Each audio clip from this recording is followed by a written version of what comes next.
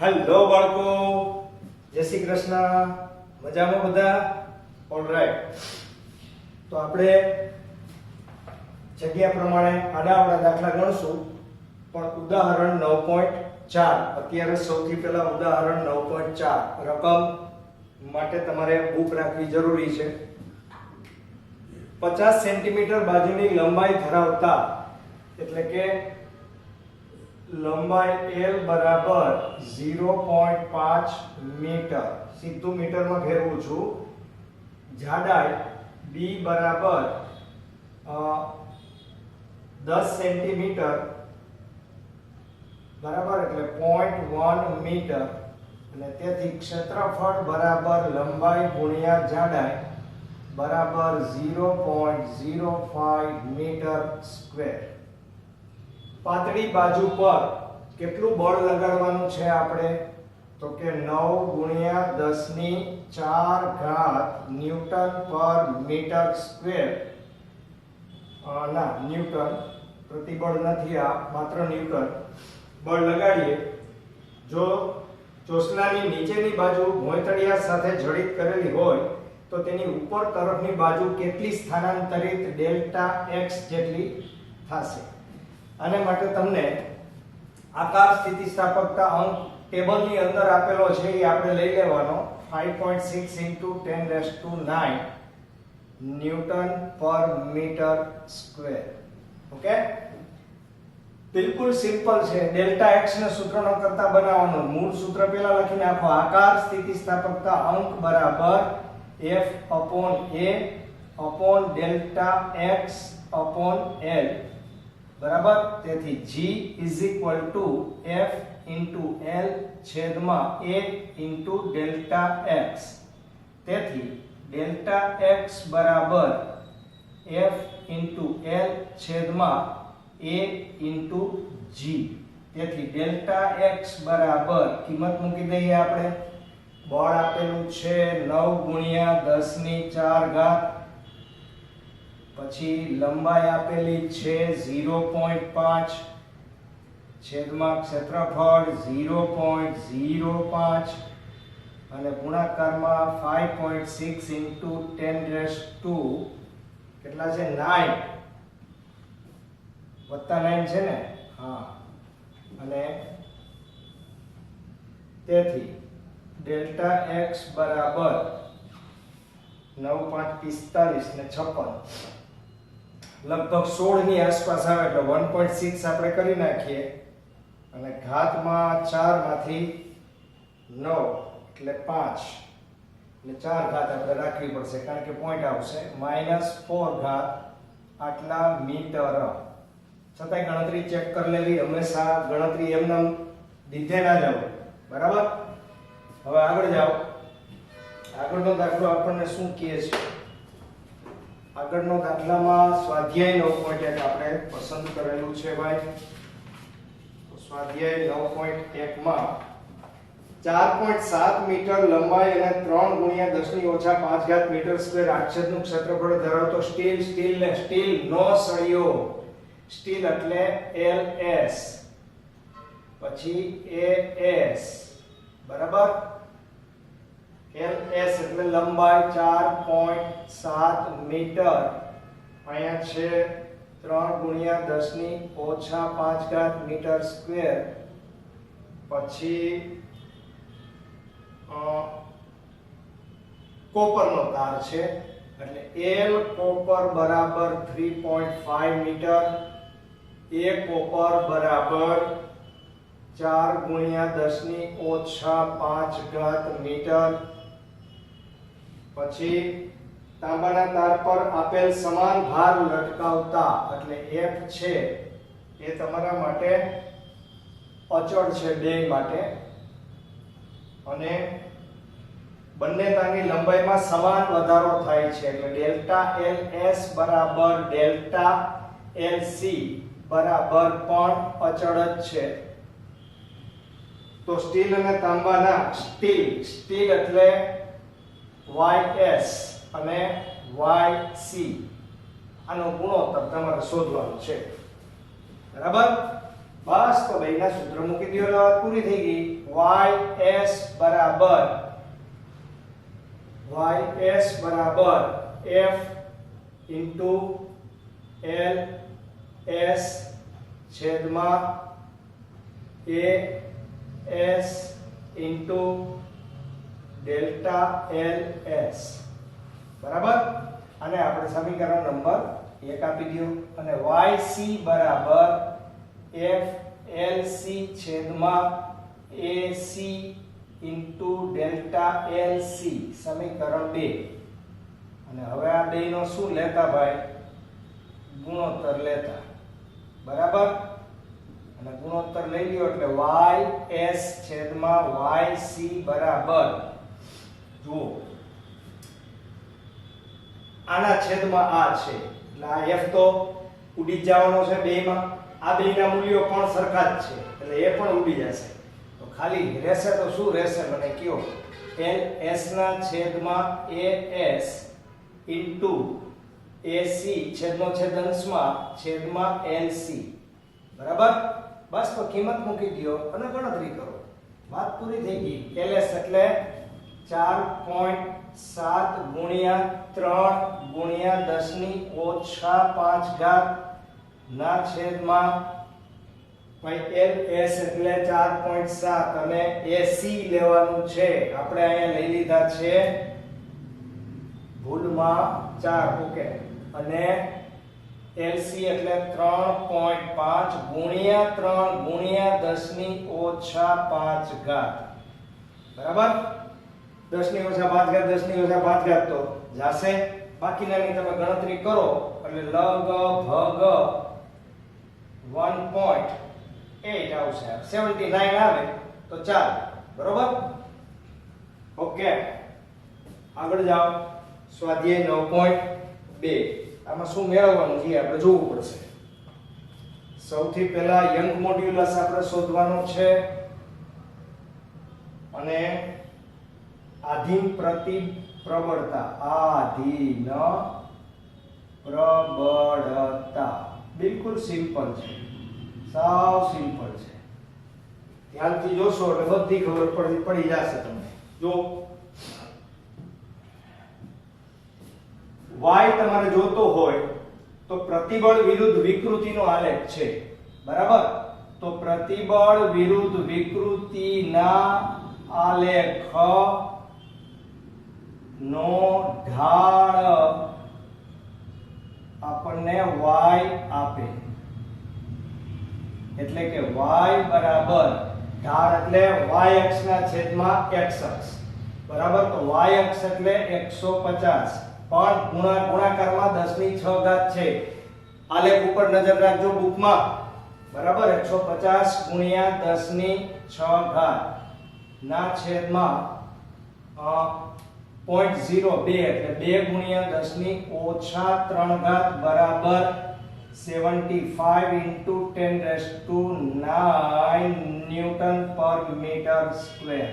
પતી ગયું. અને આધીન પ્રબળતા. બરાબર. આધીન પ્રબળતા કેને કહેવાય?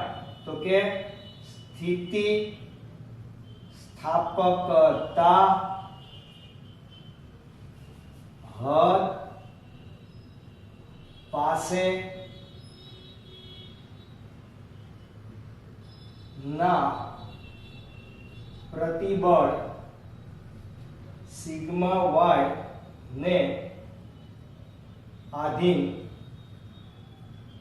પ્રબળતા કહેવાય. તો આલેખ પરથી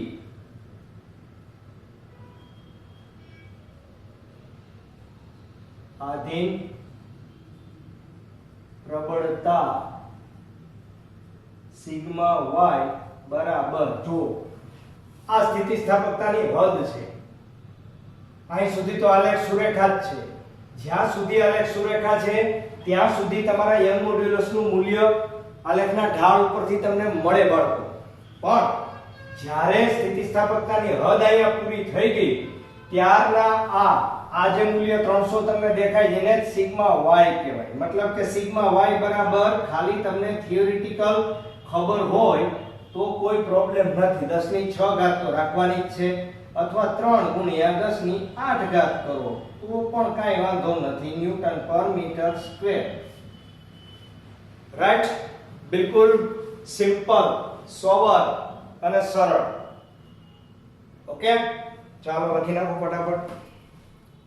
ઉદાહરણ 9.5 આપણે આગળમાં પોર્શનમાં રહી ગયું હતું.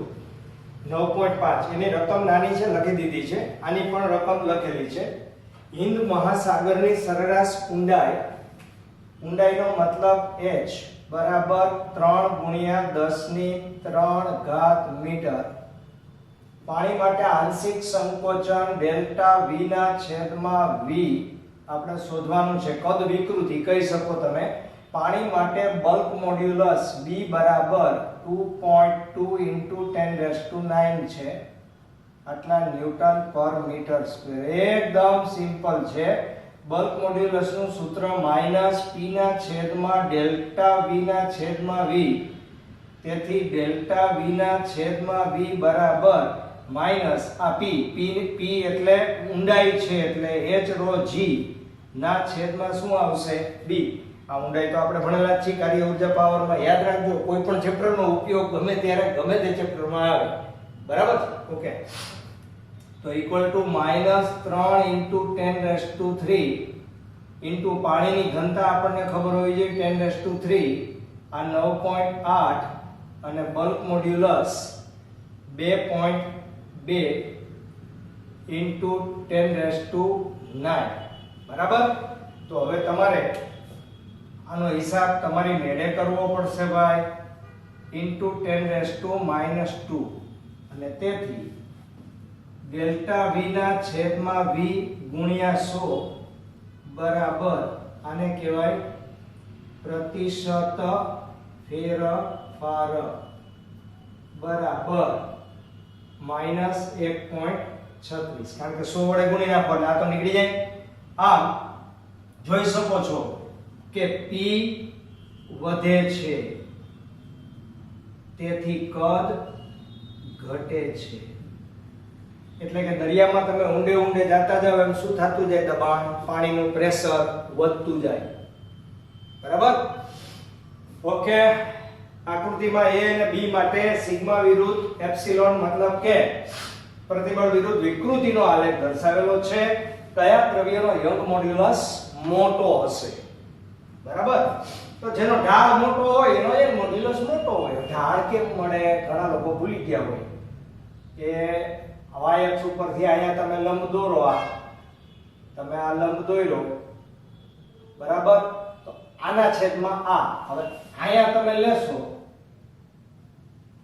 તો આના છેદમાં આ. તો અત્યારે જુઓ વાયક્ષ વધી ગયો. બરાબર? x અક્ષ ઓછો છે તો y ઉપર આવે ને x નીચે આવે તો અંશ મોટો થઈ જાય તો જવાબ મોટો જ થાય. એટલે કે એ દ્રવ્ય માટે ઢાળ વધુ છે, તેથી એનો યંગ મોડ્યુલસ મોટો થશે. જ્યારે b નો યંગ મોડ્યુલસ નાનો થશે. બરાબર? આ a નો જવાબ હતો. હવે છે b. કયું દ્રવ્ય વધુ મજબૂત હશે? જો અહીંયા એક તો આ આલેખ લાંબો છે, અહીંયા d અને e વચ્ચેનું અંતર પણ ઓછું છે. અહીંયા d અને e વચ્ચેનું અંતર આ વધારે છે આની સાપેક્ષમાં. એટલે આ પદાર્થ વધારે બટકણો છે. જે બટકણો છે એ મજબૂત કેવો હોય? ઓછો. બરાબર? અહીં એ દ્રવ્ય વધુ મજબૂત છે કારણ કે D અને E વચ્ચેનો વિસ્તાર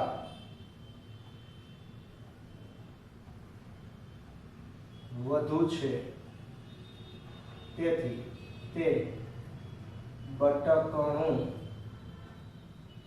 ઓછું છે. અને એ જ રીતે ડી માં ડી અને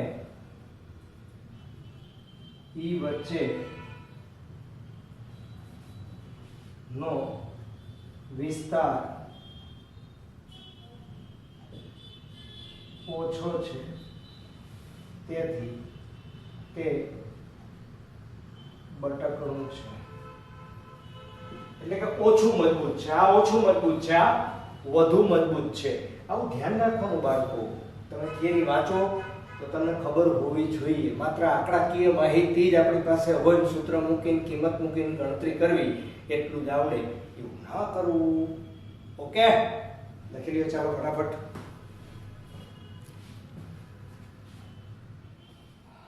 યસ બાળકો, ટેક્સ્ટ બુકમાં જે રકમ છે એ જ મેં લખેલી છે. બરાબર? આમાં રકમ નથી, એમાં જોવી પડશે. પણ આમાં તો સાચા ખોટાનો જવાબ જ આપવાનો છે. તમને નવાઈ લાગશે કે આ ટાઈપના પ્રશ્ન ઘણી બધી વખત કોમ્પિટિટિવ એક્ઝામોમાં પૂછાયેલા છે. બરાબર? એટલે આવા પ્રશ્નોને નિગ્લેક્ટ કરી અને જતા ન કરવા, એને સમજવાનો પ્રયત્ન કરવો. સૌથી પહેલું છે ફર્સ્ટ, સાચું કે ખોટું કારણ આપી સમજાવવાનું છે. એને એમ કીધું છે કે રબરનો યંગ મોડ્યુલસ સ્ટીલ કરતા મોટો છે, એટલે આનો યંગ મોડ્યુલસ વધારે, આનો યંગ મોડ્યુલસ ઓછો, એવું એ કહે છે. પણ આ વિધાન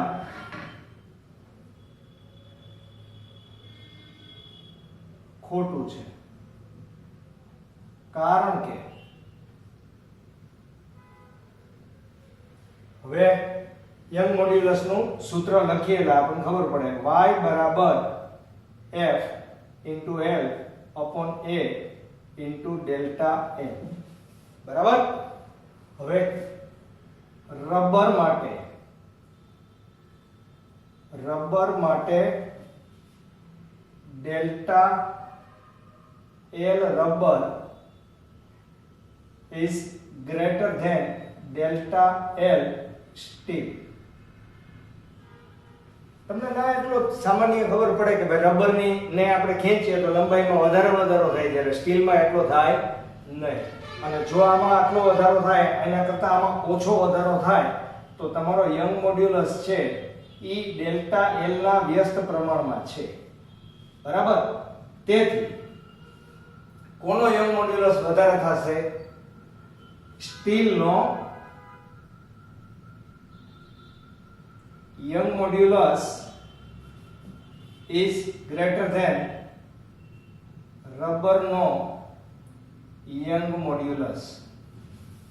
ઉલટું થશે, કારણ કે સ્ટીલ છે એ નાનો છે, એટલે આ નાનો ભાગ આવશે તો young modulus મોટો થશે, વ્યસ્ત પ્રમાણ છે. બી, ગૂંચળાનું ખેંચાણ. હવે ગૂંચળાના ઘણા બધા પ્રકાર છે. આ ગૂંચળું એકદમ ફિટ ગૂંચળું છે, એ ફ્લેક્સિબલ ગૂંચળું નથી. મતલબ કે તેના આડા થાય એમ નથી. એવા જે ગૂંચળા છે કે જે તમે 12th ની અંદર ભણશો, હેલિકલ અને સ્પાઇરલ આકાર, એટલે આપણે જે દોરો વીંટીએ, બરાબર, એક પછી એક આટા આમાં વીંટતા જાય નજીક, એ હેલિકલ આકાર છે. એવું ગૂંચળું નથી, પણ આ એવું ગૂંચળું છે કે જેમાં વિરૂપણ થઈ શકે છે. તો ગૂંચળામાં થતા વિરૂપણથી તેનો માત્ર આકાર બદલાય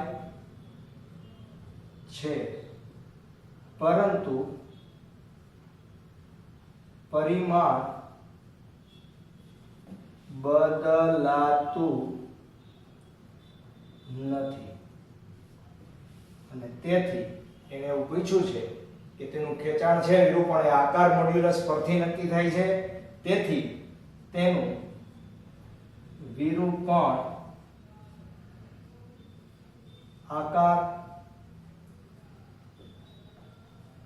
મોડ્યુલસ G પરથી જ નક્કી થાય છે. બરાબર? તો હવે એના પછીનો દાખલો જુઓ. પછીના દાખલાની રકમ લખતો નથી, બહુ મોટી છે, સમય નથી. 0.25 સેન્ટીમીટર વ્યાસ ધરાવતા બે તાર, આ બે તાર આપેલા છે, બંનેના વ્યાસ સરખા છે, બંનેના યંગ મોડ્યુલસ છે, ટેબલમાંથી જોઈને મેં લખેલા છે કે જે તમને એક્ઝામમાં આપી દીધા હોય. બરાબર? તો અહીંયા d બરાબર બેનો વ્યાસ કેટલો આપ્યો છે? 0.25 સેન્ટીમીટર. એટલે ઓટોમેટિક બંનેની ત્રિજ્યા 0.125 સેન્ટીમીટર થાય, પણ એને મીટરમાં ફેરવો એટલે -2 મીટર થાય. બરાબર? અને તેથી હવે બેની ત્રિજ્યા સરખી થઈ ગઈ તો બેનું આડછેદનું ક્ષેત્રફળ કેવું થઈ જાય? સરખું જ થઈ જાય. એટલે a બરાબર પાઈ r સ્ક્વેર, આ બે માટે કોમન છે, 3.14 ગુણ્યા r સ્ક્વેર એટલે 0.125 into 10⁻² અને એનો સ્ક્વેર એટલે a બરાબર 4.91 ગુણ્યા 10⁻⁶ મીટર સ્ક્વેર. ભાઈ ગુણાકાર કરીને ચેક કરી લેજો, બરાબર છે ને? હવે મહત્વની વાત બીજું શું આપ્યું છે? ભારવિહીન અવસ્થામાં સ્ટીલના તારની લંબાઈ, એટલે આ વજન ન લટકેલું હોય ત્યારે સ્ટીલના તારની લંબાઈ LS બરાબર 1.5 મીટર છે અને પિત્તળને ઇંગ્લિશમાં બ્રાસ કહેવામાં આવે, ઇક્વલ ટુ 1 મીટર. બરાબર? અને સ્ટીલ અને પિત્તળના તારમાં લંબાઈમાં થતા વધારાની ગણતરી કરો એટલે ડેલ્ટા LS પણ શોધવાનું છે અને ડેલ્ટા LB પણ શોધવાનું છે. તો અહીં તમારે બળની જરૂર પડશે, ખેંચાણ બળ. તો એક જ મુદ્દો આમાં સમજવાનો છે કે આ 4 કિલોગ્રામ અહીંયા તમે લટકાડેલો છે. બરાબર? તો સ્ટીલના તાર ઉપર આ 6 કિલોગ્રામ અસર કરશે કારણ કે 6 4 ની નીચે છે. બરાબર? એટલે આના તણાવ બળમાં, આના તણાવમાં, આની લંબાઈના વધારામાં 4 કિલોગ્રામ જવાબદાર છે અને 6 કિલોગ્રામ જવાબદાર છે. એટલે કે સૌથી પહેલા કેને માટે ભાઈ? સ્ટીલ માટે. બરાબર? સ્ટીલ માટે F બરાબર 6 + 4 આ દળ થયું અને ગુણાકારમાં 9.8 આટલા ન્યૂટન. બરાબર? તો હવે આપણે શું કરવાનું છે? ડેલ્ટા LS ને સૂત્રનો કરતા બનાવવાનો છે. તો ડેલ્ટા LS બરાબર F * LS ના છેદમાં YS * A. A કોમન છે બધા માટે. ઓકે? તેથી ડેલ્ટા LS બરાબર FS એટલે 6 ને 4 10 ગુણ્યા 9.8 ગુણાકારમાં હવે LS ની કિંમત તો તમારી પાસે છે 1.5 ના છેદમાં સ્ટીલ માટે 2 ગુણ્યા 10⁻11 અને ગુણાકારમાં ક્ષેત્રફળ 4.91 into 10⁻⁻6. બરાબર? અને તેથી ડેલ્ટા LS નો મતલબ એમ થયો કે E ની લંબાઈમાં થતો વધારો. બરાબર? એટલે 1.5 into 10⁻⁴ આટલા મીટરનો વધારો થશે. ગણતરીમાં સમય વેસ્ટ નથી કરતો, તમારી મેળે તમે આ ગણતરી કરજો. બરાબર? જવાબ ન આવતો હોય તો મને કહેજો. રાઈટ? સ્ટીલ માટે હવે કોણ છે? તો કે પિત્તળ માટે. બરાબર? તો પિત્તળ માટે આ જ સૂત્ર આપણે લખીએ એટલે ડેલ્ટા LB બરાબર FB into LB છેદમાં YB into A. હવે અહીંયા FB નું ધ્યાન રાખજો કારણ કે અહીંયા તો નીચે 6 કિલોગ્રામ છે, ઈ પિત્તળની નીચે છે એટલે પિત્તળનો ઉપરનો ભાગ છે ઈ આના વજન બળમાં ભાગ ન ભજવે, એટલે પિત્તળ માટે માત્ર કેટલા કિલોગ્રામ આવશે? 6 કિલોગ્રામ જ આવશે. એટલે ડેલ્ટા L પિત્તળ બરાબર 6 ગુણ્યા 10 સોરી 9.8 અને ગુણાકારમાં LB એટલે 1 મીટર. મજાની વાત છે. 0.91 into 10⁻11 into 4.91 into 10⁻6 equal to ઓના જેવું જ આવશે પણ થોડોક જવાબમાં ફરક આવશે. શું કામ ફરક આવશે? કોણ છે આ? પિત્તળ. અને આ કોણ છે? સ્ટીલ. બરાબર. તો આ 1.5 છે, આને કાઢી નાખો, કોમન છે. તો સ્ટીલની લંબાઈનો વધારો વધારે છે જ્યારે પિત્તળની લંબાઈનો વધારો ઓછો છે. બરાબર. ક્લિયરલી? કારણ કે અહીંયા એની ઉપર વજન કેટલું લાગે છે? માત્ર 6. આના ઉપર કેટલું લાગે? 10. કારણ કે એમાં ચારેય ભાગ 4 અને 6 બંને ભાગ ભજવશે. એટલે સ્ટીલ છે એની લંબાઈમાં કેવો વધારો થયો? વધારે. કદાચ એવું બને કે પિત્તળને તમે ઉપર રાખત અને સ્ટીલને નીચે રાખત તો થોડોક ફરક પડે, કારણ કે વજન તો ફેર પડી જાય ને, કે આનું 4 થઈ જાય એટલે 10 આનું થઈ જાય એટલે આ 10 છે એ અહીંયા આવે. બરાબર. અને ઓલું આ જાય. આ બેની લંબાઈમાં પાછો ફરક છે એટલે જવાબ થોડો જુદો આવે, પણ જવાબ ઉલટો તો થાત. ઓલરાઈટ. તો લખી લ્યો બાળકો, રકમ ખાસ જોવી હો. કોઈ પણ દાખલો, જી, નેટ, કોઈ પણ રકમ 2 વખત હંમેશા વાંચવી, ઉતાવળ ન કરવી.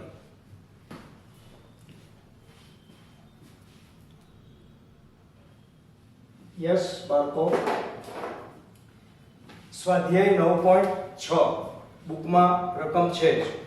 એલ્યુમિનિયમના સંઘનની કિનારી 10 સેન્ટીમીટર લાંબી છે.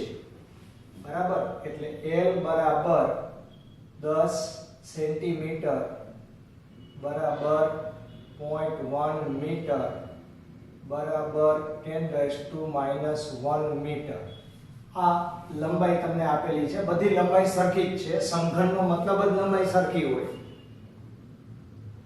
આ ઘનની એક સપાટી સિરોલમ દિવાલ સાથે જડેલી છે, અહીં જડી દીધી છે, અને તેની વિરુદ્ધ તરફની સપાટીએ આયા નીચેથી આપણે 100 kg નું દળ લટકાવ્યું.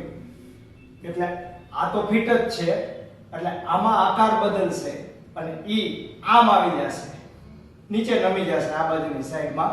તો ઈ નીચે કેટલું નમે છે એને આપણે સામાન્ય રીતે ડેલ્ટા x કહેતા હતા, એને બદલે આપણે અહીંયા વજન નીચે લટકાડેલું છે એટલે આપણે ડેલ્ટા y કહેશું. બરાબર. અને દળ કેટલું છે? 100 કિલોગ્રામ. તેથી એના દ્વારા લાગતું બળ કેટલું હોય? તો કે m ગુણ્યા g જેટલું. બરાબર. અને તેથી F બરાબર 980 ન્યૂટન. ઓકે. એલ્યુમિનિયમનો આકાર મોડ્યુલસને G કહેવાય. G બરાબર 25 ગીગા પાસ્કલ. ગીગા એટલે 10⁹ પાસ્કલ. પાસ્કલ એટલે ન્યૂટન પર મીટર સ્ક્વેર. બે વસ્તુ સરખી છે. તો આ સપાટીનું સિરોલંબ દિશામાં વિસ્થાપન આ કેટલું થયું હશે આજ આપણે શોધવાનું છે. બરાબર. તો A બરાબર બધી બાજુ સરખી હોય તો શું થાય? L square. L સ્ક્વેર એટલે 10⁻1 નો સ્ક્વેર એટલે 10⁻2 મીટર સ્ક્વેર. બરાબર. અને આપણું સૂત્ર શું છે? તો કે G બરાબર F into L છેદમાં A into delta y. Delta x ને બદલે ડેલ્ટા y. તેથી ડેલ્ટા y બરાબર F into L upon A into G. તેથી ડેલ્ટા y બરાબર 980 ગુણ્યા લંબાઈ 10⁻1 મીટર છેદમાં ક્ષેત્રફળ 10⁻2 મીટર ગુણાકારમાં તમારો આકાર મોડ્યુલસ 25 × 10⁹ અને તેથી નીચેની બાજુનો જે વધારો છે એ આની ગણતરી કરો એટલે 3.92 ગુણ્યા 10⁻⁷ મીટર આટલી લંબાઈનો વધારો થશે. ટૂંકમાં હું ગણતરી કરતો નથી, તમે તમારી મેળે કરી લેજો. આનો આકાર આટલો ચેન્જ થશે, બરાબર. એના પછીનો દાખલો જુઓ. નરમ સ્ટીલમાંથી બનાવેલા 4 પોલા સમાન નળાકાર વડે 4 પોલા નળાકાર છે, ધ્યાનમાં રાખો. સમાન નળાકાર વડે 50,000 કિલોગ્રામ દળવાળા એક મોટા સ્ટ્રક્ચર, કોઈ ટ્રેક્ટર છે, બીજું કોઈ સ્ટ્રક્ચર છે, એની ઉપર ચારે ઉપર મૂકેલું છે. જેમ આપણે કેમ ટ્રક ઉપર ટ્રકના વ્હીલ હોય, વ્હીલની ઉપર વજન હોય, અને ટ્રક ઘણી વખત બહુ મોટા હોય. શું કામ? કારણ કે એના ઉપર વજનની વધારે આપણે મૂકવાનું હોય. એમ સ્ટીલના 4 નળાકાર છે, એનું કુલ દળ યંગ મોડ્યુલસ મેં એડવાન્સમાં લખેલો છે, કારણ કે આમાં આપેલો નથી, બરાબર. અને કુલ દળ બરાબર 5 ગુણ્યા 10⁴ આ ચારેયનું છે, બરાબર. અને તેથી બળ F બરાબર ચારેયનું વજન કેટલું થાય? તો કે 5 ગુણ્યા 10⁴ ગુણ્યા 9.8 mg થાય ને. તો 8 5 40, 4 9 5 45 ને 49 ગુણ્યા 10⁴ આટલા ન્યૂટન. બધા ડેટા આપણે પહેલા લખી નાખવા પડે ભાઈ. દરેક નળાકારની અંદર અને બહારની ત્રિજ્યાઓ અનુક્રમે 30 સેન્ટીમીટર અને 60 સેન્ટીમીટર છે. એટલે કે r1 બરાબર 0.3 મીટર, r2 બરાબર 0.6 મીટર. ભારની વહેંચણી સમાન રીતે થાય છે, બરાબર. તો ભારની વહેંચણી સમાન રીતે થતી હોય તો આ ભાર છે, આ ભાર કેના ઉપર આવ્યો? ચારેય ઉપર ભેગો. તો ચારેય ઉપર સરખી થાય તો આપણે F બાય શું કરવું પડે? 4, કારણ કે નળાકાર કેટલા છે? 4. તો અહીંયા 49 × 10⁴/4 આવશે. તો 12 ચોકુ 49 × 10⁴ આટલા ન્યૂટન. ઓકે. અને હવે આપણે ક્ષેત્રફળ, આડછેદનું ક્ષેત્રફળ હોય. આડછેદનું ક્ષેત્રફળ એટલે બહારની ત્રિજ્યા છે એમાંથી આપણે અંદરની ત્રિજ્યા બાદ કરવી પડે.